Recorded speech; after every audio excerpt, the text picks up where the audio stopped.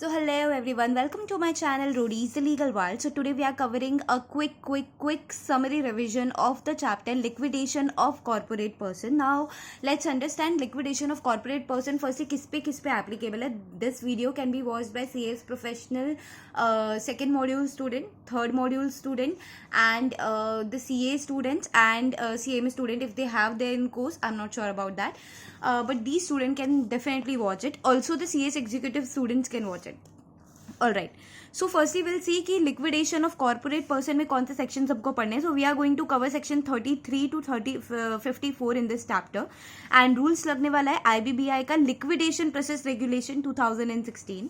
चलो let's proceed further. Let's move ahead with chapter number 33. Sorry, the chapter number 3 part 2 of IBC 2016. सबसे पहले तो ये देखते हैं when the resolution plan fails and no other way can be adopted then the dissolution of the company is only resort. मतलब कि basically हम लोग लिक्विडेशन पे कब आते हैं जब रेजोल्यूशन प्लान वर्कआउट नहीं कर रहा है एंड कोई और दूसरा ऑप्शन नहीं है, तभी हम डिसॉल्व करते हैं, तभी हम लिक्विडेशन करते हैं. उसके पहले तो हम सोचते भी नहीं है लिक्विडेशन करने के लिए.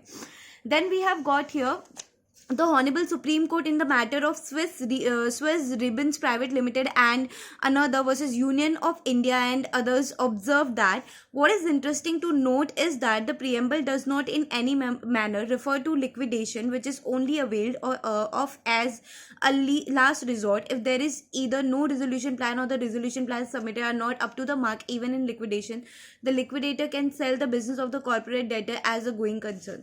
तो सेम चीज़ है, खाली उसको वो basically ribbons private limited and union of India के केस के थ्रू अच्छे से एक्सप्लेन किया है कि अगर हमारे पास बेसिकली यही निकल के आ रहा है कि हमारा प्लान रेजोल्यूशन प्लान फेल हो जा रहा है, दूसरा कोई ऑप्शन नहीं है, तब हम आएंगे लिक्विडेशन पे. इसको अब देखते क्या बोल रहा है.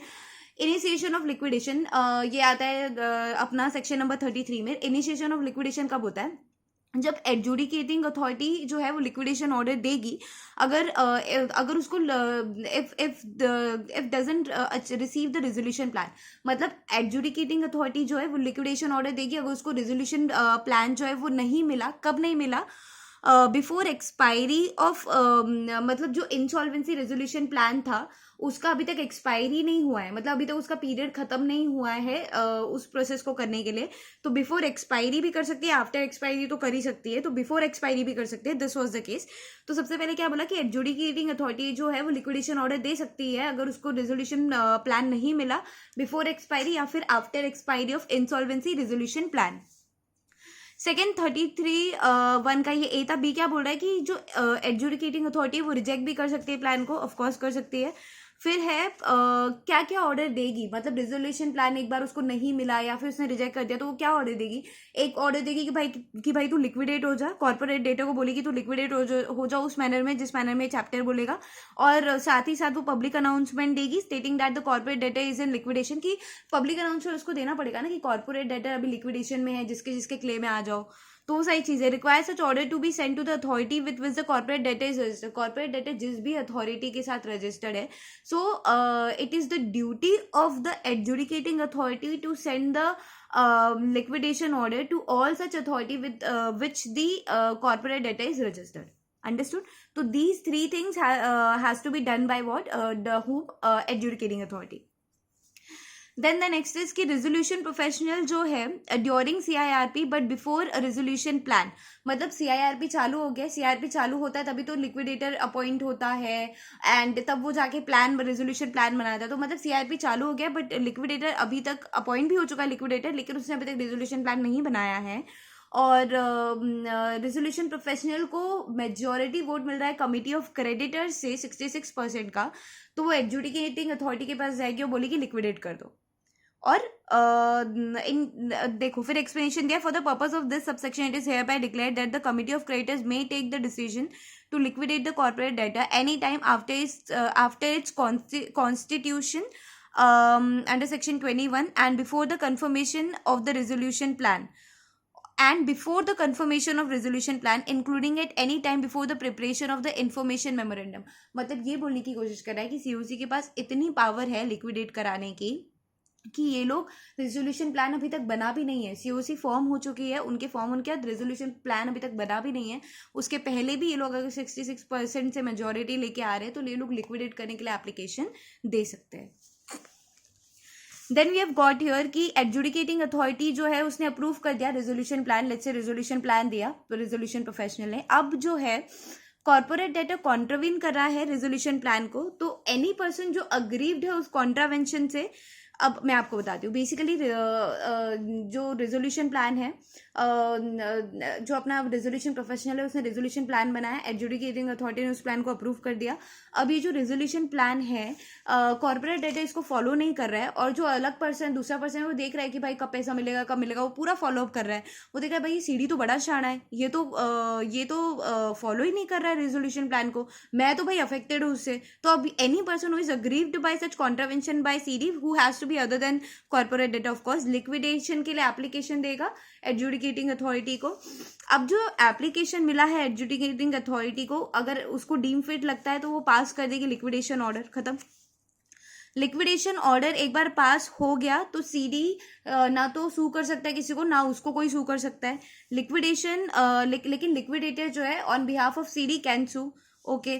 और कौन से ट्रांजैक्शन पे सू कर सकता है, जो ट्रांजैक्शन डिनाइड नहीं है बाय सेंट्रल गवर्नमेंट, मतलब सेंट्रल गवर्नमेंट ने कुछ नोटिफिकेशन दिया कि इस ट्रांजैक्शन पे नहीं सू कर सकता है liquidator on behalf of CD, तो आप उसमें मत जाओ।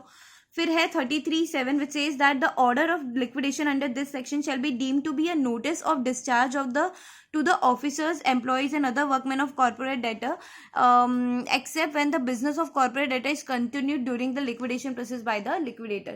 मतलब ये कि अब एक नोटिस मिल गया, एक बार लिक्विडेशन ऑर्डर मिल गया तो एक नोटिस मिल गया कि भाई आदमी लोग, आप लोग जो भी हो, ऑफिसर्स वर्कमैन एम्प्लॉयज, आप लोग यहाँ से रास्ता नाप लो, और अगर आपको रास्ता नापने की जरूरत नहीं है when the business of the corporate debtor is continued during the liquidation process, मतलब लिक्विडेशन प्रोसेस के टाइम पे भी इसका बिजनेस चालू है तुम्हारे सीडी का, खत्म। फिर बाकी सब रिपीटेड पॉइंट्स है। अब यहाँ पर क्या हुआ, जो अपना केस लो है Vedika nut craft private limited, after pursuing records the adjudicating authority को लगा they a could not see any reason for not inviting resolution plan despite the fact that even a period of 1 month as balance period of 180 days, मतलब 180 दिन का जो time frame था उसमें से 1 महीना बाकी था, फिर भी जो क्रेडिटर्स बोलते प्लीज लिक्विडेट करो लिक्विडेट करो लिक्विडेट करो, बट ए के पास कोई रीजन नहीं था लिक्विडेट करने के लिए। वो बोल रही कि मैं रेजोल्यूशन प्लान में क्यों नहीं इन्वाइट करूँ, अभी 1 महीना बाकी, मैं रेजोल्यूशन प्लान दोबारा क्यों नहीं इन्वाइट करूँ, उसके पास कुछ रीजन नहीं दिख रहा था, तो उसने सीओसी को बिठा दिया, बोला मेरे को करने दो जो करना है। मतलब इन शॉर्ट उसने उन सीओसी के पास 90 days का एक्सटेंशन पीरियड भी होता है, and without inviting expression of interest by the prospective resolution plan मतलब उसको लगा कि फेयर प्ले के हिसाब से कंपनी को टाइम देना चाहिए, इन्वाइट करना चाहिए रेजोल्यूशन प्लान अगेन, तो उसने वही किया। उसने मतलब कौन, किसने किया ये, एडजुडिकेटिंग अथॉरिटी ने। Now this look at this one. In the matter of Small Industries Development Bank of India versus Tirupati Jute Industries Limited, the adjudicating authority noted that the resolution plans which has been submitted, मतलब ए के पास जो plan दिया, जो plan submit किया था resolution professional ने, वो जो क्लेम दे रहा था उसमें ऐसा था कि कॉर्पोरेट डेटर को एग्जम्पशन ऑफ ऑल टैक्सेस मिलेगा, ड्यूज जो भी है वो एग्जेम्प्ट हो जाएंगे, तो ये बेसिकली इनकंसिस्टेंट था with the section 32E which तो ए को लगा, A observe that such a plan should not have been approved by the CoC, मतलब ये प्लान उनको अप्रूव ही नहीं करना चाहिए था because it was inconsistent with section 32E of the IBC code. It also observed that the resolution plan did not give correct advice when he submitted the plan for approval, and therefore it would not be मतलब कि basically इसका problem था liquidator ने जो plan दिया था वही बकवास था, इसीलिए उसको अपॉइंट भी नहीं करना चाहिए था एज अ लिक्विडेटर। ये इसका सार है, ठीक है। Now we are moving ahead with appointment of liquidator. So we are done with basically section number 33. We are moving ahead with section number 34. It says कि appointment of liquidator क्या कैसे करना था। liquidator का मतलब क्या होता है, वही होता है insolvency professional. Liquidator means insolvency professional. I don't think so I have to tell you what insolvency professional is. Let's move forward. What does it say? So resolution professional to act as liquidator. All right, so what is the point? Resolution professional to act as a liquidator. Resolution professional to act as a liquidator. तो resolution professional appointed shall subject to the submission of return का, उसको return consent देना पड़ेगा कि भाई मैं resolution professional हूँ, मैं रिटर्न कंसेंट दे रहा हूँ, मैं लिक्विडेटर का काम करने वाला हूँ. Powers to vest in liquidator, जो भी पावर्स होंगे, all powers of the board of directors, KMP partners, वो सीज हो जाएंगे and vest with liquidator. Personnel of corporate debtor to extend all assistance, ये मैंडेटरी है कि जो भी कॉर्पोरेट डेटर के असिस्टेंट हैं उनको कॉर्पोरेट उनको असिस्टेंट्स एंड कॉर्पोरेशंस देना है लिक्विडेटर को. फिर है replacement of resolution professional, ground for replacement of resolution professional. इन केसेस में रेजोल्यूशन प्रोफेशनल को हम रिप्लेस कर देंगे. तो the resolution plan submitted by resolution professional under subsection 30 was rejected for failure to, मतलब वो ऐसा प्लान दे रहा है जो हमने यहाँ पे देखा ना, कोई भी घटिया प्लान दे रहा है जो inconsistent with the IBC code है, तो उस केस में हम उसको निकाल देंगे. पहली चीज, the board recommend the replace, board IBBI बोल रहा है, IBBI रिकमेंड कर रहा है इसको निकालो, तो निकाल दो. Resolution professional fails to submit return consent, उसको रिटर्न कंसेंट देना था यहाँ पे कि मैं लिक्विडेटर का काम करूंगा, वो देने में सक्षम नहीं है. तो in these kind of cases हम निकाल देंगे. उसके बाद अपना नेक्स्ट ऑप्शन है जो एडजुडिकेटिंग अथॉरिटी है वो प्रपोज करेगा कि भाई मेरे को दूसरा IP दे दो, मुझे दूसरा इंसॉल्वेंसी प्रोफेशनल दे दो. IBBI के पास गया, बोला कि ये इंसॉल्वेंसी प्रोफेशनल मेरे काम का नहीं, मुझे दूसरा दो. IBBI क्या करेगी, अनदर IP देगी विथ रिटर्न कंसेंट. कभी देगी जब उसने रिक्वेस्ट किया वहां से 10 days के अंदर अंदर. It is the duty of the IBBI to give another IP to the adjudicating authority. Then we have got this case law which says that can COC challenge the appointment of liquidator after the liquidation order is passed by the adjudicating authority.